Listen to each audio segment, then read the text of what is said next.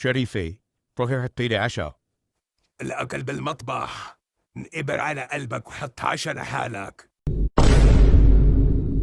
شريفة، لا تنسي أني جوزك، وفوق هات أنا لاقيت. إيه خلاص وبلع لك. لقيت قال.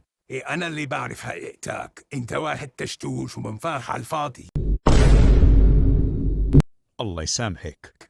الله يسامحنا جميع. شو بصوت هيك؟ ما بوشي. خيو، أنا بدي مصاري.